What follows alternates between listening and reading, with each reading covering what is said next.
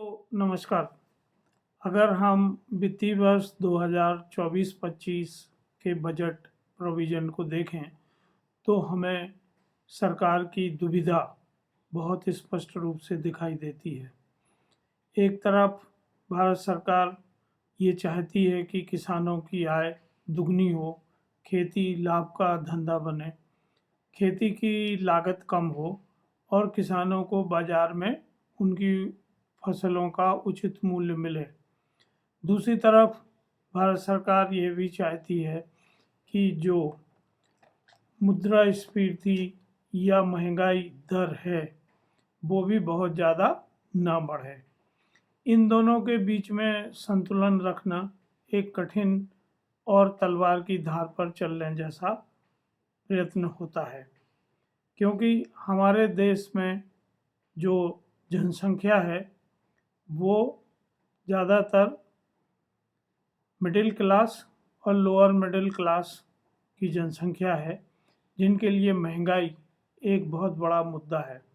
और महंगाई में भी ख़ास तौर से कृषि, खाने पीने की चीज़ों की महंगाई और बहुत बड़ा मुद्दा है, जो हमें रोज़ कहीं ना कहीं print media, electronic media, Bharat सरकार, संसद, विधानसभाओं में सुनने को मिलता है। अगर हम बजट 2024-25 में प्रस्तावित प्रावधानों को देखें तो इस साल के लिए खेती का जो बजट है वो टोटल कुल बजट 1.52 लाख करोड़ का निर्धारित किया गया है, जो टोटल बजट का 3.1% है, जबकि इस बजट से हमारे देश की लगभग 2/3 जनसंख्या सीधे प्रभावित होती है। तो केवल 3% बजट के प्रोविज़न से 2/3 जनसंख्या की आमदनी बढ़ाना या वहाँ रोजगार उत्पन्न करना कितना आसान होगा, ये एक सोचनीय विषय है। भारत सरकार द्वारा खेती की लागत को कम करने के लिए तथा पर्यावरण संरक्षण और मिट्टी की उर्वरकता को बचाने के लिए national mission on natural farming शुरू किया गया। वित्तीय वर्ष 2023-24 में इस मिशन का बजट 459 करोड़ रुपए था, जो वित्तीय वर्ष 24-25 में घटा के 365.6 करोड़ कर दिया गया है। दूसरी ओर भारत सरकार ने इसी बजट में लगभग 1 करोड़ किसानों को नेचुरल फार्मिंग से जोड़ने का लक्ष्य निर्धारित किया है और 10,000 बायो इनपुट रिसोर्स सेंटर खोलने का भी लक्ष्य किया गया है। देखिए, कोई भी चीज़ जो आज खेती में पैदा हो रही है वह मुख्य रूप से बेचने के लिए पैदा की जाती है। यदि मार्केट में, मंडियों में उचित मूल्य न मिले तो आज खेती घाटे का ही धंधा बना हुआ है। अगर हम हमारे देश की जनसंख्या और उस जनसंख्या का वर्गीकरण आमदनी के आधार पर देखें तो हमें मार्केट की एक अच्छी बेसिक समझ होगी कि जो नेचुरल फार्मिंग है या ऑर्गेनिक फार्मिंग के जो प्रोडक्ट हैं वो कौन लोग खरीदेंगे। क्योंकि जब हम ये एक कंपैरिजन करते हैं कि जो नॉन ऑर्गेनिक उत्पाद हैं और जो ऑर्गेनिक उत्पाद हैं तो उनकी कीमत में हमें लगभग 25 से 70% का अंतर दिखाई देता है। नॉन ऑर्गेनिक जो चीज़ें हैं वो थोड़ा सस्ती होती हैं और जो ऑर्गेनिक या नेचुरल फार्मिंग से उत्पन्न चीज़ें हैं वो महंगी होती हैं। जैसे अगर हम कुछ प्रोडक्ट लें, जैसे आटा, 5 किलो का जो बैग है वो ऑर्गेनिक आटे का 235 रुपये का पड़ता है, जबकि नॉन ऑर्गेनिक का 105 रुपये का बैग पड़ता है। बासमती 1 किलो जो होता है वो ब्राउन बासमती ऑर्गेनिक 165 रुपये किलो और नॉन ऑर्गेनिक 91 रुपीज़ पर केजी है। इसी तरह अगर हम बेसन देखें तो ऑर्गेनिक 120 रुपये किलो है, जबकि नॉन ऑर्गेनिक 80 रुपये किलो है। इसी तरह सभी मसाले, सब्जियां, दालें, तेल, घी, इन सब प्रोडक्ट के रेट्स में फ़र्क होता है। और इसी कारण पूरी विश्व में जो खेती की जाती है उसका केवल 0.9% भूमि पर ही ऑर्गेनिक खेती होती है, क्योंकि ये किसानों के बीच में बहुत पॉपुलर मेथड खेती करने का अभी तक नहीं हो पाया है। और इसका मुख्य कारण अगर हम भारत सरकार के आंकड़े के साथ साथ एक संस्था है प्राइस का जो ICE सर्वेक्षण पैन इंडिया किया गया 214 से 216 और 2021 के आंकड़ों के आधार पर उन्होंने जनसंख्या को विभाजित किया, जिसमें जो डेस्टिट्यूट हैं, जिनकी आमदनी 1.25 लाख है उन प्रति वर्ष, उनको उन्होंने डेस्टिट्यूट कहा है। और कुल जनसंख्या में इसका जो अनुपात है वो 13% है आज की स्थिति में, और ये कुल आमदनी का 2% कमाते हैं, जो हिंदुस्तान की कुल आमदनी है। दूसरे हैं सीकर्स, इनकी आय प्रतिवर्ष 5 लाख से 15 लाख। फिर स्ट्राइवर्स, इनकी आमदनी 15 लाख से 30 लाख। फिर नियर रिच 30 लाख से 50 लाख। क्लियर रिच 50 लाख से 1 करोड़। सीयर रिच 1 करोड़ से 2 करोड़। और सुपर रिच की आमदनी प्रतिवर्ष 2 करोड़ से अधिक के रूप में उनने क्लासीफाई किया है। इसमें अभी जो मिडिल क्लास है, जिसको हम 5 लाख से 30 लाख की आमदनी के लोगों को वर्गीकृत करते हैं, उनकी कुल जनसंख्या का प्रतिशत 31 है। 31% जनसंख्या अभी मिडिल क्लास में है, और इनकी जो कुल आमदनी है हमारे देश की, उसका 50% इनका आमदनी होती है। जो एस्पायरर्स हैं, इनकी टोटल जनसंख्या का 52% है, और इनकी जो आय है वो 1.25 लाख से 5 लाख के बीच की है, और इनकी इनकम टोटल देश की GDP का 25% है। इसी तरह जो डेस्टिट्यूट हैं, जो 1.25 लाख प्रतिवर्ष से कम कमाते हैं, टोटल जनसंख्या में उनका प्रतिशत 13 है, और वो कुल आय का 2% ही अर्न करते हैं। तो अगर इन दो आंकड़ों को हम देखें तो हमें ये समझ में आएगा कि जो नेचुरल फार्मिंग है या जो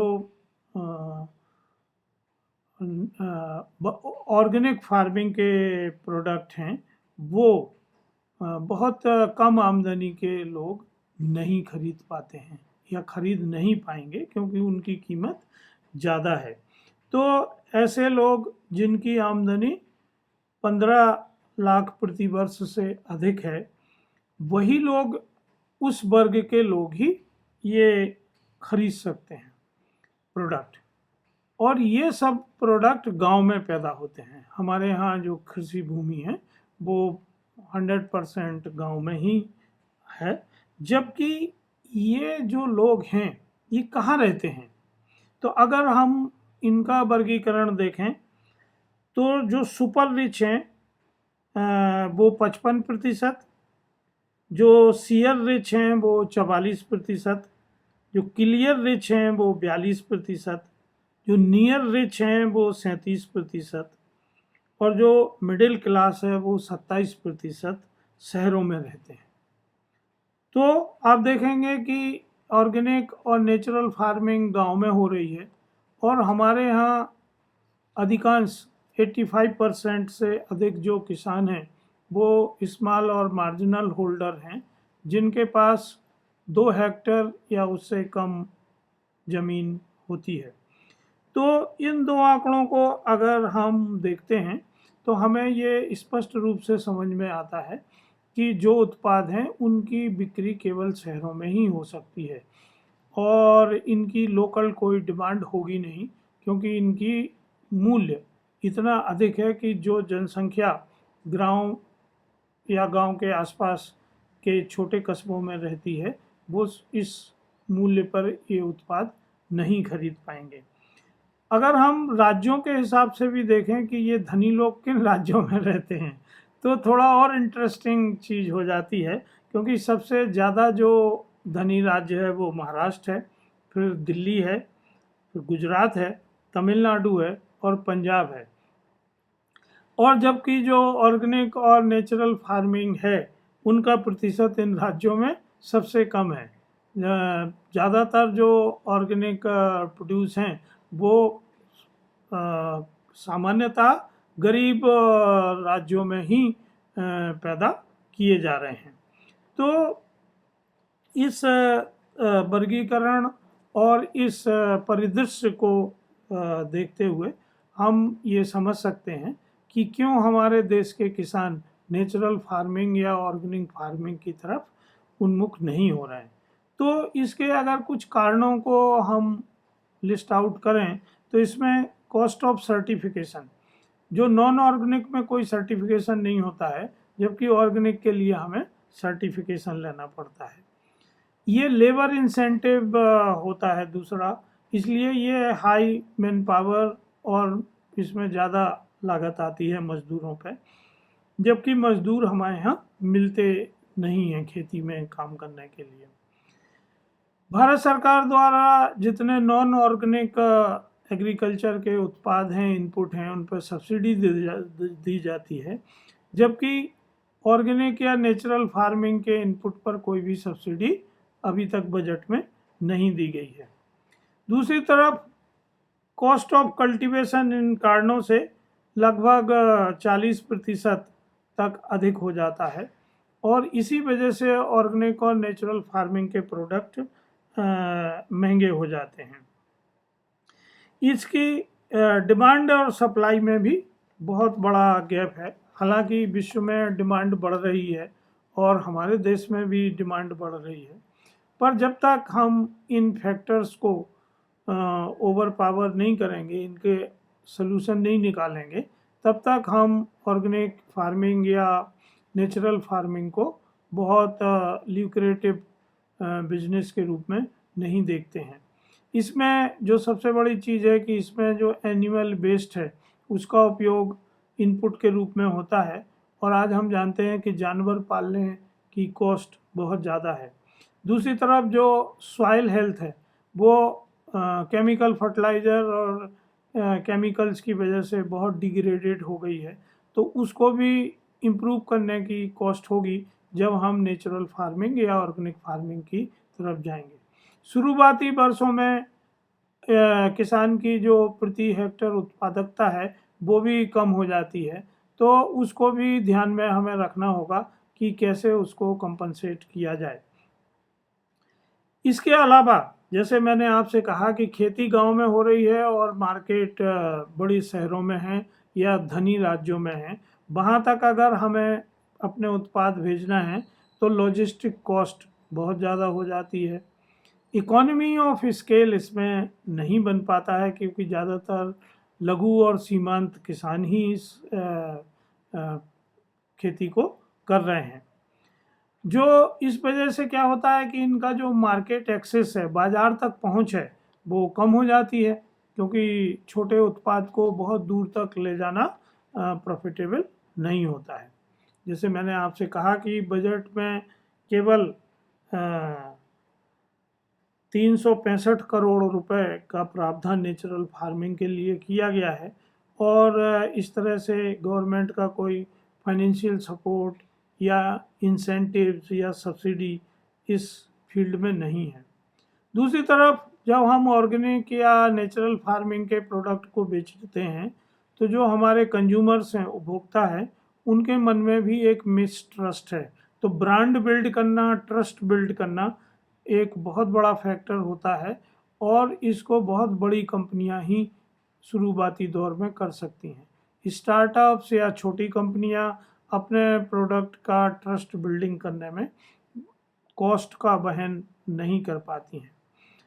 दूसरा कि जो कंज्यूमर अवेयरनेस है और जो हेल्थ कॉन्शियस लोग हैं, हालांकि कोविड के बाद ये बहुत ज़्यादा इस तरफ लोगों का रुझान हुआ है, लेकिन अभी भी कॉस्ट की वजह से, अवेलेबिलिटी की वजह से बहुत सारे लोग नेचुरल फार्मिंग और ऑर्गेनिक फार्मिंग की ओर या उनके उत्पाद खरीदने की ओर प्रेरित नहीं होते हैं।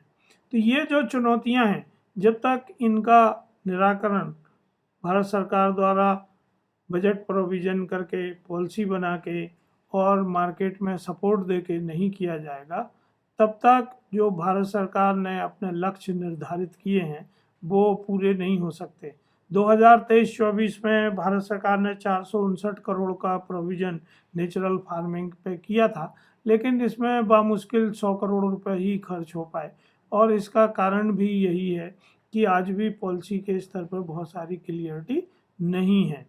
तो दोस्तों, इस पर बात करने की ज़रूरत है और मैं किसान साथियों से, स्टार्टअप से और जो कंपनियां हैं उनके रिप्रेजेंटेटिव से ये अनुरोध करता हूं कि वो अपने विचार इस बात पर रखें ताकि भारत सरकार को नेचुरल फार्मिंग की दिशा में नीति निर्धारित करने में मदद मिले और स्टेक होल्डर्स का पार्टिसिपेशन इस बहस में बढ़े। धन्यवाद, नमस्कार।